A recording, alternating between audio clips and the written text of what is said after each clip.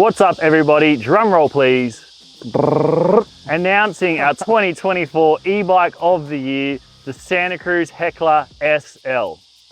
The latest edition of the Evolution Annual, our entire e-bike magazine, has just dropped, and inside we've announced this as our #1 bike of 2024.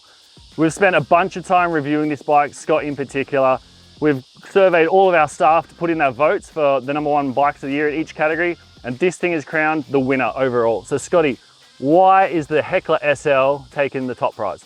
Yeah, well, it was a hard choice. Definitely, we've definitely over the year had a ton of excellent MTBs. We've been spoiled for choice. 100%. 2023 was a big year for e-bike releases. Yeah, so it was definitely neck and neck with a lot of bikes because we've definitely ridden some quality e-bikes this year. But the simple way that I thought this was the #1 bike of the year is, why do we ride bikes? Because it's fun. Because it's fun. And as far as fun goes, as e-bikes go, this thing's 11 out of 10. This thing is the good time machine. Yep. I know, like Santa Cruz, like we spent a lot of time with the Heckler, right? Which is essentially the big brother of this bike. It's a full battery, full power version. Yep. Santa Cruz then came out and released, this is their latest bike, obviously, the SL, the first dive into the SL Superlight category. It really picks up where the Heckler left off, or that style, but then just turbocharged it, right? Like it's lighter, it's more throwable, it's more nimble, it's fucking capable. Yeah. Like the thing ticks the boxes, Scotty. Give us a bit of a, first off, I guess, give us a bit of a run through main figures. We've done a few reviews on this bike already, the first impressions, which we'll put a link in the comment section below. Be sure to check them out if you haven't already. But just, yeah, give us a bit of a run through of what we're talking, wheels, travel, and that stuff. Yeah, so as you touched on, we did a full review on the bigger brother of this, being the full powered Heckler, which a bike I really, really liked. With that said, we've done if everyone at home has checked out our YouTube channel, we've gone into a lot more details about the facts and figures, and if you've got the new copy of Evolution Mountain Bike Magazine, we go into a ton of detail about this bike. But basically, this is a very aggressive trail/enduro bike. 160mm of travel up front, 150 in the back, full carbon frame, and it's a mullet. Perfect, there you go. Obviously, it's got the Fazula Ride 60 motor, 60 Newton meters max torque. We always get called out for that. It doesn't have constant 60 Newton meters. It's got the 430 watt hour battery as stock, which is plenty of juice. Tell us, in terms of like that range, you know, people might be a bit hesitant to get an SL if they're on a big. Tell us a bit about how, now you spent months on this bike. Tell us a bit about the range, some of the, I guess, the payoffs to a full fat versus an SL, and why you picked this over the Heckler.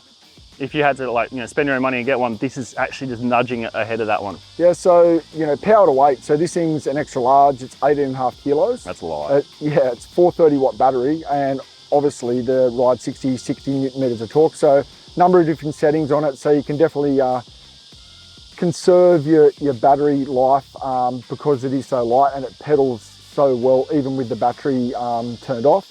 I noticed a couple of comments on our previous YouTube where someone said, you don't ride these things with them turned off, that's just a marketing thing. Oh, we do actually bullshit. ride them. I guarantee we do, 100%. It's one of the things, and not just the Fazula, which has like barely any drag at all, like it's unnoticeable, but whenever we get a new motor in a bike, so be it the new Bosch or the new Shimano or whatever, it's always, I encourage your boys, you know, get some laps in with it turned off. Let's just see and really find out the difference of then when you activate and you start with that the lowest mode setting. Yeah, 100%. So yeah, we definitely do. But as far as we've done like everything on this, I've taken this down to Naruma, took it to Thredbo, obviously ridden it on our local trails in the Blue Mountains, done some massive rides on this thing, like 40K plus rides, you know, over 1,000 meters of elevation.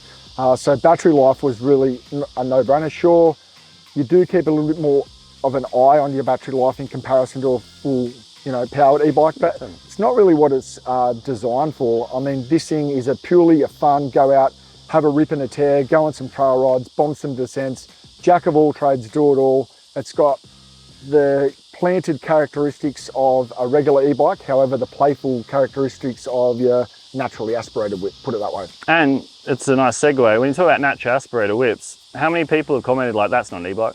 Yeah, it doesn't even look like doesn't look like one at all, right? Like Santa Cruz have nailed the silhouette, how kind of compact it all is. It's just really, really appealing on the eyes. And then obviously when you talk about how well it rides. Yep. Tell us a bit about where the bike's limits are. Like obviously every bike can't be a downhill bike, but they're not designed to be.